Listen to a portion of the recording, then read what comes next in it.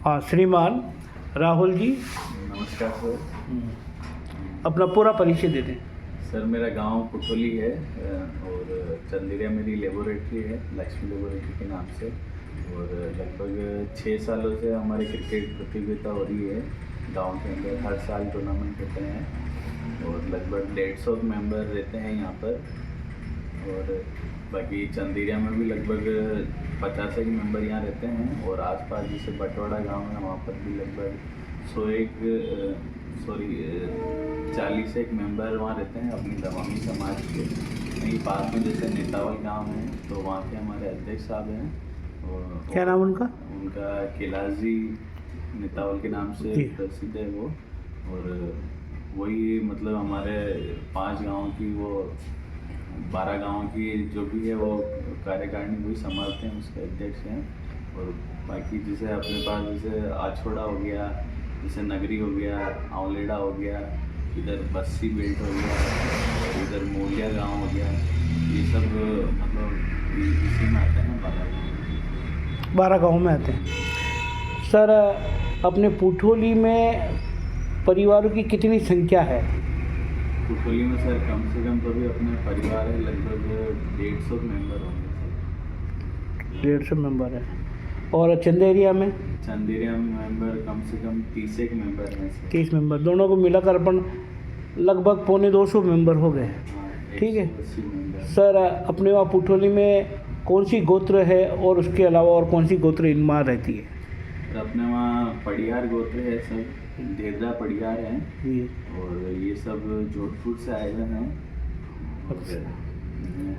और बाकी दूसरी गोत्र के भी मेंबर हैं वहाँ पर, अलग अलग गोत्र के हैं, मतलब 3-4 गोत्र के रहते हैं वहाँ पर। जी। और कुछ जैसे नौकरी हिंदुस्तान जिंक फैक्ट्री है तो उसके माध्यम से यहीं नौकरी करते हैं, तो वह यहीं रहने लग गए हैं, बहुत सालों से यहीं रह रहे हैं। जैसे लवेरा हो गया। राहुल जी, एक मैं आपसे जानकारी लेना चाहूँगा। दिनेश जी आपकी क्या लगते हैं? दिनेश जी मेरे अंकल हैं। अंकल है।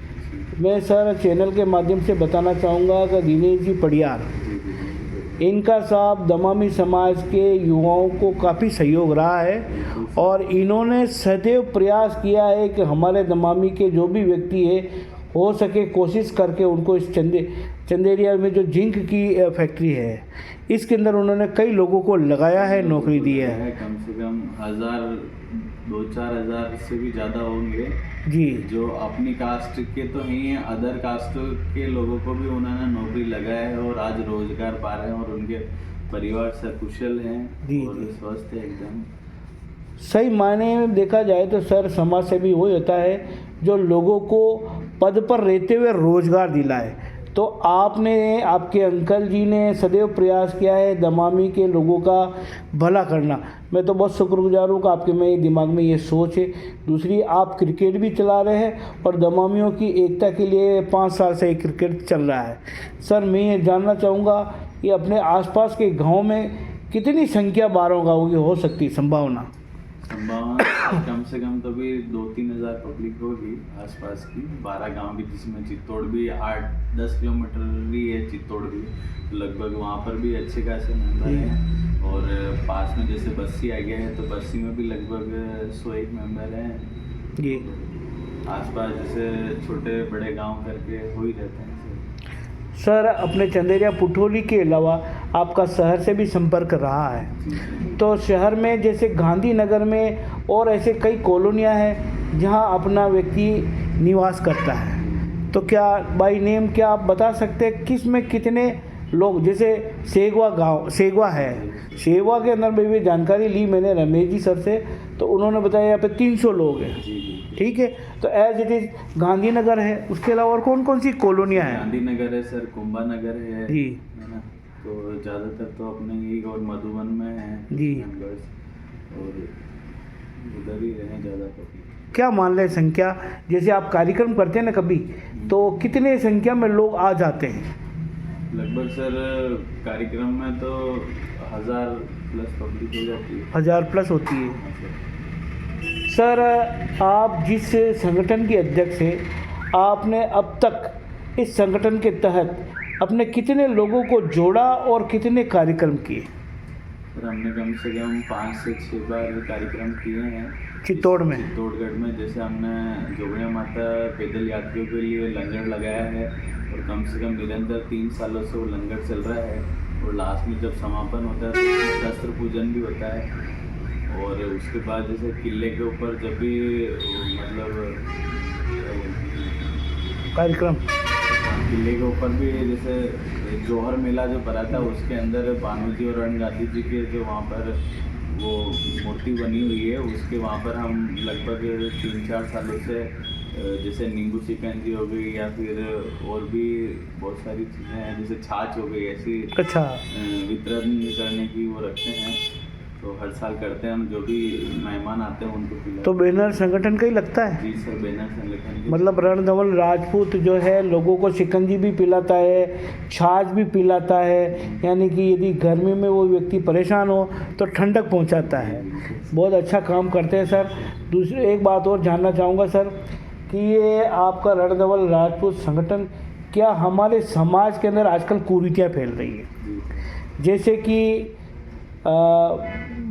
मतलब शादी होते हुए भी महिलाएं भग रही हैं और अंतरजातीय विवाह हो रहे हैं, ठीक है, और के अलावा जो है हमारी बच्चियां कुसंस्कारित शिक्षा होते हुए कुसंस्कारित हो रही। तो रणधवल इस संबंध में क्या कर रहा है? सर ये तो सर समाज की विचारधारा है। नहीं, रणधवल राजपूत क्या कर सकता है? संगठन तो सर हर आदमी को जोड़ने की कोशिश कर सकता है, बाकी ये सब तो और ऊपर के जो भी पदाधिकारी है वही जाने। और बाकी अदर संगठन भी है समाज के, तो मतलब सबसे ज़्यादा भूमिकाएं उनकी रहती। रणधवल संगठन तो ओनली एक ये है कि भाई कहीं जैसे किसी की ज़रूरत पड़ी कि भाई 50 जने आ गए, किसी कोई सुन नहीं रहा, तो वहाँ रणधवल संगठन आके खड़ा हो सकता है कि भाई मेरी समाज का बंदा है और आप इसे सपोर्ट करिए सर। मतलब सुरक्षा की दृष्टि से रणधवल सदैव तैयार रहता है। पर सर मैं बताऊँ आपको, ये जो कुरीतियाँ फैल रही इस संबंध में भी जैसे अन्य संगठन तो चुप हैं, जी सर। मैं ये मान के चलता हूँ कि जो संस्कार है रणधवल में वो अन्य किन्हीं संगठनों में नहीं है। तो क्या रणधवल इसके लिए कुछ प्रयास कर सकता है इस कुरीति को खत्म करने के लिए चित्तौड़ के माध्यम से? सर कोशिश रहेगी, क्योंकि देखो सर आजकल अपने समाज में ये कुरीति बहुत ज़्यादा फैल रही। अंतरजातीय विवाह और पति को पति होते हुए पतियों को पत्नियां जो है छोड़ के जा रही है, तो ये गलत संस्कार है, ठीक है। एक समय था सर हमारी महिलाएं तो पतियों के साथ वो क्या कहते हैं सती भी हुआ करती थी, ठीक है, क्योंकि हम राजपूत परिवार से हैं। पर आजकल पति के होते हुए दूसरे पतियों के साथ जा रही, तो ये तो बहुत गलत हो रहा है। ये तो सर उनकी सोच पे डिपेंड करता है कि सर वो किस टाइप से नहीं क्या ये है कि जैसे पढ़े लिखे बच्चे हैं तो समझदार होते ही हैं, या जैसे अगर कभी जैसे आज किसी की बहू है तो वो लड़ाई होती सबसे पहले अपने ससुराल में फ़ोन करेगी कि मम्मी मेरे ये लड़े हो गए। अगर जब माँ ही अगर मना कर देगी बेटा कोई बात नहीं होता है हो जाता है आगे से ध्यान रखना, तो वहीं लड़ाई खत्म हो जाएगी। मतलब पीआर में जी। अगर ऐसे कह देगी कि माँ ठीक है बेटा कोई बात नहीं हो जाती है, अगली बार होगी तब मेरे को बोल देना, तो वहाँ लड़ाई वहीं खत्म हो जाती है। अगर यही माँ कह देगी बेटा तू तो लड़े हो गए तेरे, तो मैं तेरे पापा को बोलती हूँ तू तो आजा बस, तो फिर तो विवाद बढ़ने ही है। मतलब प्रोत्साहन देंगे बेटी को तो घर बिगड़ेगा। बिल्कुल सर। नहीं सर, तो ये हमारा संगठन ऐसी चीज़ों का विरोध कर रहा नहीं करता है, फिर भी समझाए इसकी व्यवस्था कोशिश कर सकते हैं कि सर समझ जाए तो अच्छी बात है। चलो ठीक है सर, मैं ये जानना चाहूँगा जैसे सरकार ने तो कर्यावर बंद कर रखा है, ठीक है, बावजूद इसके अपने समाज में कर्यावर होते हैं। कर्यावर का कारण ये होगा है भाई हमारे जो पूर्वज करते आए वही आज हम कर रहे हैं। अब इस संबंध में पुठोली और चंदेरिया क्या सोचता है? सर ये तो नहीं कर्यावर होना चाहिए नहीं होना चाहिए, आपके करते कि नहीं करते हैं? कर्यावर तो सर जैसे पुराने रीति रिवाजों के हिसाब से कर्यावर एक अच्छी चीज़ है कि जैसे अगर किसी बच्चे या बच्ची का संबंध होता है तो वो कैसे होगा जी। अपन कैसे जानेंगे कि भाई जैसे उदयपुर में जो श्याम लाल जी जैसे कोई है तो उनका बच्चा क्या करता है अपने को कैसे पता है? तो जब अगर कर्यावर या कोई फंक्शन होगा तो वो आएगा तभी जानेगा। अब शादी में तो अपने ही जो रिलेटिव होते हैं उन्हीं को अपन इनवाइट कर सकते हैं, लेकिन कर्यावर के अंदर अपनी समाज का हर एक बंदा वहाँ पर उपस्थित हो सकता है और वो उसका आना भी उसकी मतलब जिम्मेदारी होती है कि नहीं यार मेरे को वहाँ जाना पड़ेगा। तो अगर जैसे मौसर के अंदर कम से कम तो भी माने कि अगर मेरी जो दादी का जो मौसर हुआ था, मेरे दादाजी के 13 मतलब मेरे पापा के 13 भाई थे, दादाजी के 5 भाई थे और पापा के 13 भाई थे। तो 13 ही भाइयों के जब ससुराल वाले और सब मेहमान आए तो कम से कम 1500 मेंबर्स वहाँ पर पहुँचे थे। और जब 1500 अगर मेंबर आते तो अपनी समाज के बच्चे बच्ची कुंवारे रहेंगे ही नहीं, क्योंकि जब अगर एक दूसरे को देखेंगे समझेंगे कि भाई उनका बच्चा ऐसा है, उनका बच्चा यहाँ तक पढ़ा हुआ है। तो अभी जैसे हमारे गांव के अंदर 80% ऐसे लोग हैं जो बेरोजगार नहीं है, 5 या 10% ऐसा हो सकता है कि वो बेरोजगार है, बाकी 90% ऐसे लोग हैं जो रोजगार में अपने कार्य पर है और किसी के आश्रित नहीं है। वो अपना काम करते हैं, नौकरी जाते हैं। जैसे हमारे पास फैक्ट्री है तो फैक्ट्री में नौकरी करते हैं, जैसे मेरी खुद की लैब है। और भी ऐसे हैं जो कोई ना कोई अपनी अपनी तैयारियां कर रहा है, लेकिन ये नहीं है कि भाई अपना 5 दिन काम करेंगे 15 दिन बैठे रहेंगे, वैसा काम कुछ भी नहीं है। यहाँ से पॉजिटिव सोच में रहते हैं। और मेरे अंकल हैं जो एक रेलवे के अंदर नौकरी है, और मेरे जो बड़े दादाजी वो जैसे वो टीटी से रिटायरमेंट हो चुके हैं। जी सर, शिक्षा का क्या स्थिति है अपनी मतलब बच्चों में शिक्षा की स्थिति? शिक्षा की स्थिति सर पॉजिटिव है सर यहाँ पर तो, जी, क्योंकि उसी वजह से सब कुछ नौकरियाँ कर रहे हैं और अच्छे लेवल पे हैं आज। कहाँ तक पढ़ते हैं बच्चे अपने? जैसे सर ग्रेजुएशन कंप्लीट करते ही हैं बच्चे, करीबन तो कर ही लेते हैं। और कुछ नहीं करते तो वो जल्दी या तो किसी बिजनेस में लग जाते, ताकि आगे कम से कम अगर वो 3 साल भी अगर एक्सपीरियंस लेता है तो वो जो अगर डिग्री करके आएगा उससे पहले वो आगे निकल जाएगा। तो किसी ना किसी विभाग में जैसे कोई इलेक्ट्रिशियन बन गया, या इलेक्ट्रिशियन में ITI करके उसने जैसे 10th के बाद भी ITI कर ली तो 2 साल की ITI होगी। अगर वो 12th करने के बाद भी वो ITI करेगा और नौकरी लगेगा तब तक तो उसके 2 साल बेकार हो जाएंगे। इससे बढ़िया अगर 10th करने के बाद भी अगर वो ITI करके इलेक्ट्रिशियन में नौकरी लग जाता है तो उसकी मतलब सैलरी चालू हो जाएगी और जल्दी मतलब आमदनी बढ़ने लग जाएगी। सर ये तो सेवा और नौकरी से संबंध हुआ है, लेकिन अपने यहाँ समाज के लोग क्या पेरेंटल भी बिजनेस करते हैं, जैसे छुमरा बजाना, ढोल बजाना? नहीं सर, वो नहीं है यहाँ पर, बंद हो गया। बंद है सर यहाँ पर तो। वैसे मैक्सिमम कोई भी नहीं करता है। तो संगठन का दबाव होगा? नहीं, दबाव नहीं है सर। वो सर सबकी पॉजिटिव सोच है कि सर अगर अपन जैसे 1 महीने में अगर 3 दिन काम आया तो 3 दिन में अगर उन्होंने 3 दिन में जैसे 100 रुपये दे दिया, 500 दे दिए, 500 दिए तो भी 1500 है। लेकिन अगर वो 30 दिन काम करेगा, अगर 100 रुपये भी मिलेंगे तो भी उसके 3000 तो 1500 रुपये प्लस हो गए उसके। तो वहाँ नुकसान क्या है सर? मतलब सकारात्मक सोच करते हुए आज आपने इस व्यवसाय को बिल्कुल भूल गए और अन्य व्यवसाय को जोड़ दिया। ठीक है, इसके पीछे अपनी स्वाभिमान भी मान लें। हाँ सर, स्वाभिमान है सर, और पॉजिटिव सोच है कि अगला बंदा वहाँ तक पहुँचा तो मैं उससे थोड़ा और आगे निकलूँ। सर अपने अन्य समाज के लोग जैसे पुटोली में या चंदेरिया में छुआछूत वगैरह कुछ करते हैं क्या? नहीं सर, बिल्कुल नहीं करते।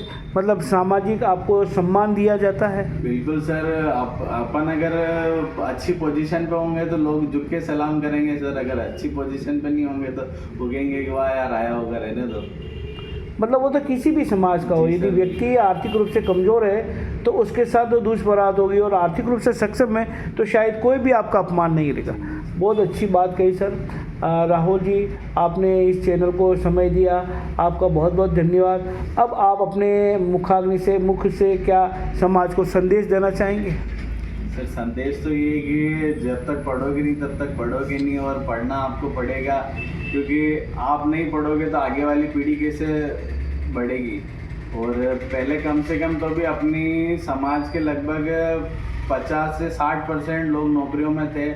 आज उनका रेशो बढ़ के आ चुका है नीचे 30%। और 30 में से भी कोई प्रयास करता ही नहीं है कि यार ठीक है मेरा तो चल रहा है, तो फिर बढ़ेंगे कैसे अपन कहते थे कि मेरे दादाजी तो पुलिस में थे लेकिन पोतान बच्चे ही नहीं बन पाए, नहीं बना कोई बात नहीं, लेकिन वहाँ तक प्रयास तो करा।